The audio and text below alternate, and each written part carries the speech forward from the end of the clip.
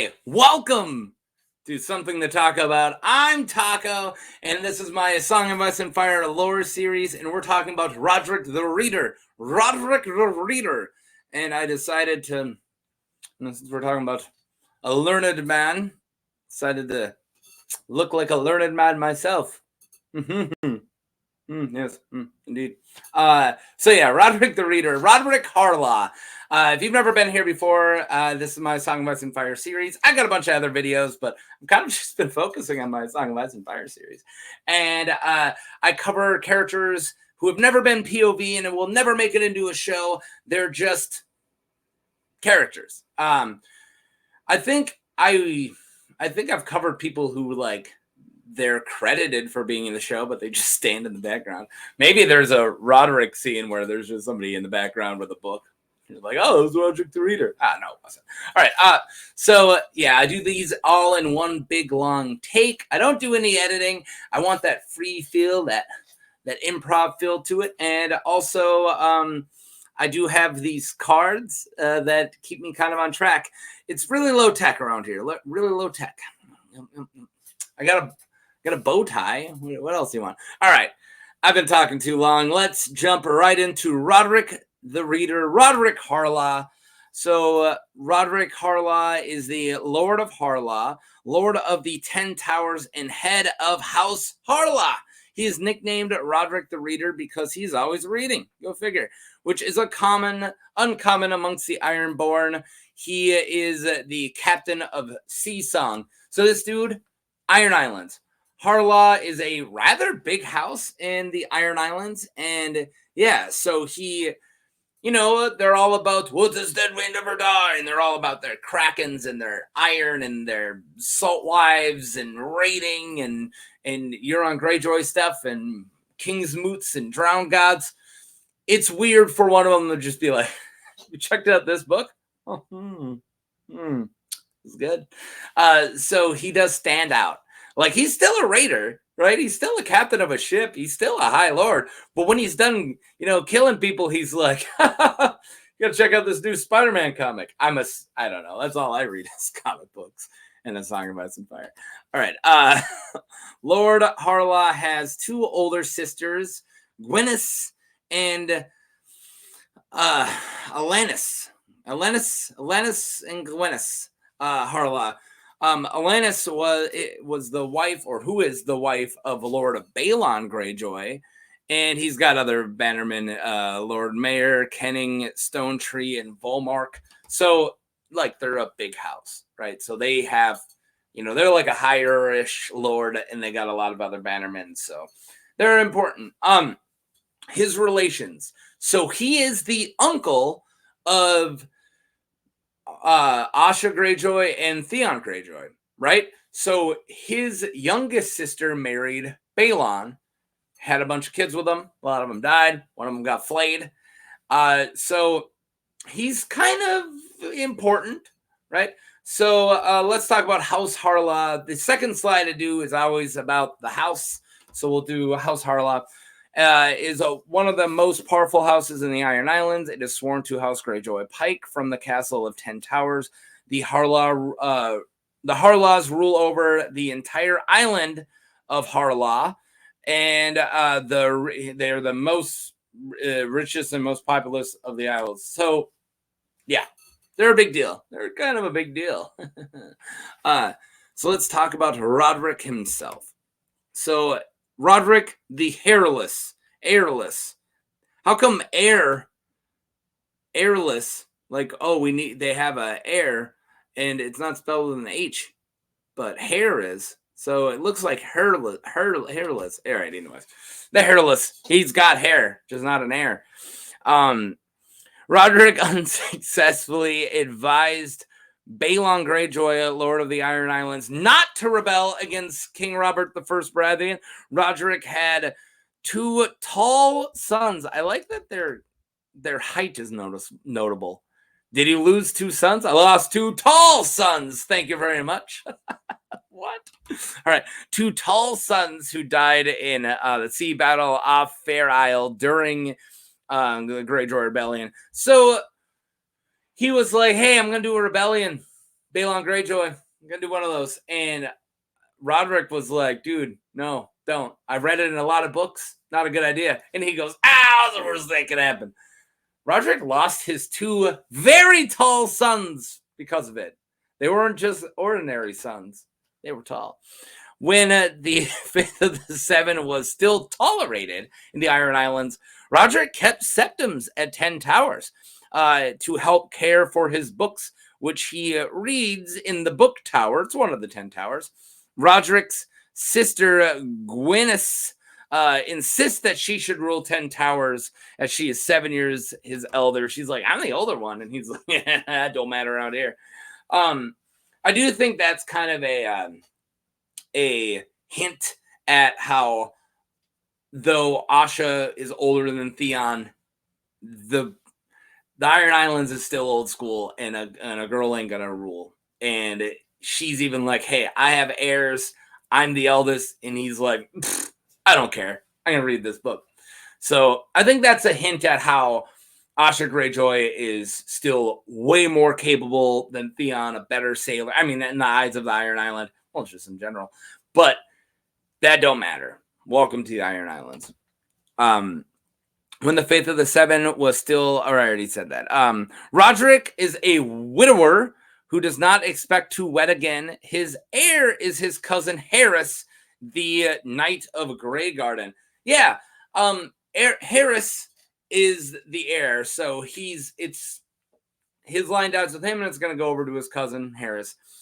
Hairless also has a Valyrian steel sword called Nightfall. I did a short on that, so yeah, just letting you know.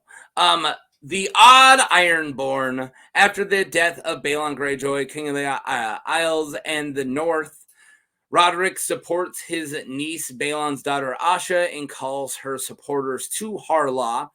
Rodrik is visited by Lords Baelor Blacktide and Christopher Botley prior to the King's Moot on Old Wick, which has been called by Aaron Greyjoy. So Damphair, Asha's uncle, calls the King's Moot, and he is somebody who really supports Asha.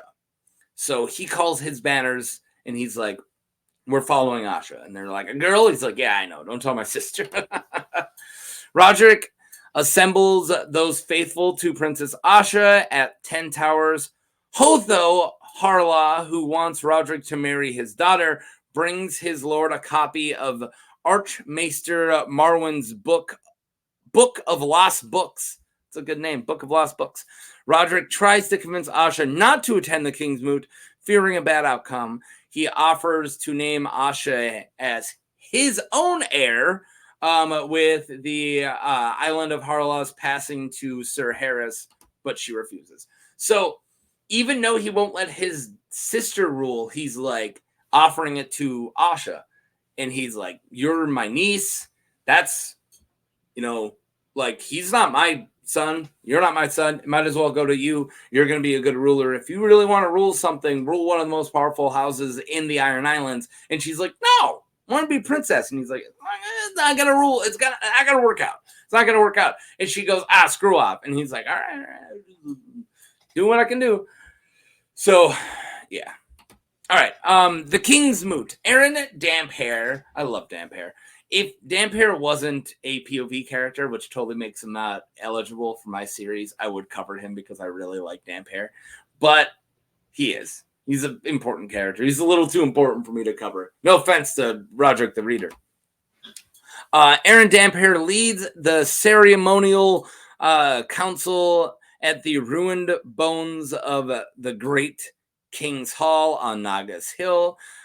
Commoners crowd together at the Knoll's base with thralls, women, and children behind them as the captains make their way up the slope, and each candidate is desired to be a king is supported by 3 champions. Gilbert Farwind of the Lonely Light comes first as a candidate, followed by Eric Ironmaker, Dustin Drum, Victorian, and Asha. Finally, Aaron does some fancy stuff with a horn and wins. Not Aaron, Euron. So Euron, of course, becomes king of the Iron Islands during this King's Moot, which is terrifying. And a bunch of people try first. Then Victorion tries, and then Asha piggybacks on top of him, and it looks like she's doing pretty good. And then Euron's like, what's up? And shows up with all of his gold and all of his stuff and all of his thralls and a big, huge horn. And the guy lights on fire from the inside. And it's a spectacle. So, yeah, Harlaw's like, well, told you that wasn't going to work. So he, being now Euron is king, so he is then forced to follow Euron. So taking of the Shield Isles. So he is a captain, he is a high lord, and even though he wanted Asha to make it, and even though he's not really much of a freaking, a Viking, a raider, he's like, all right, I gotta do what I gotta do. That's my king. The men spoken. Torwald Browntooth, great name, and the Red Oarsman lead 12 Ironborn ships up the River Mander to draw the defenses of the Shield Isles. So the Shield Isles are here, and they move up this way. So the Ironborn follow them, and then that's when the rest happens. So they go up the River Mander, and the Shield Isles, instead of sailing along, follow them up. And instead of sailing along the Reach's coastline, Euron Greyjoy leads another Ironborn ships into the Sunset Sea and attacks the Shield Isles from the complete west with the setting sun as they approach. When the ships abandon Torlord and the Red Oarsman in the Mander to return, they are now trapped. So, Shield Isles here, right? First ships come, they're like, hey, follow us. And then they go up the Mandor. All the Shield Isle ships follow them up the Mandor. And then out of nowhere from the west comes the real fleet, and they start to head up the Mandor.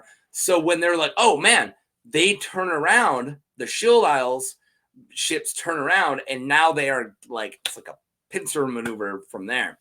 It's a little rough to be a Shield Islander that day. And that's how they took the shields.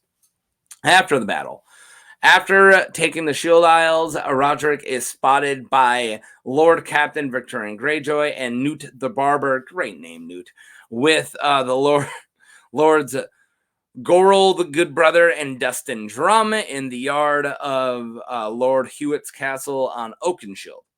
They discuss their fears that the gains from the battle are limited compared to the enmity of the Reach and Reach they have earned. Yeah, so they're saying, was it worth taking the Shield Isles when the entire Reach now hates us? What did we really get from the Shield Isles? That's what they're saying. Like, was this worth it? During the feast in Lord in House Hewitt's Hall, King Euron tells the Ironborn that they will conquer Westeros. Rodrik is skeptical of Euron's planning, as well as his claims of having sailed the Smoking Sea and seen Valyria. He's skeptical of Euron, which who isn't, right? With Euron giving Grey Shield to Hairless, his heir, Hotho feels that he is now Rodrik's heir. So Hothor Harlaw is now like, oh, I must be your heir since Hairless is now in charge of this area. So, yeah. The reader's advice. So this is the last thing we hear, right? So Asha flees after the Kings Moot back to the north. And he's just with Euron doing stuff like Rodrik the Reader. So that's the last we really hear of Rodrik the Reader. But he did send a letter to Asha Greyjoy.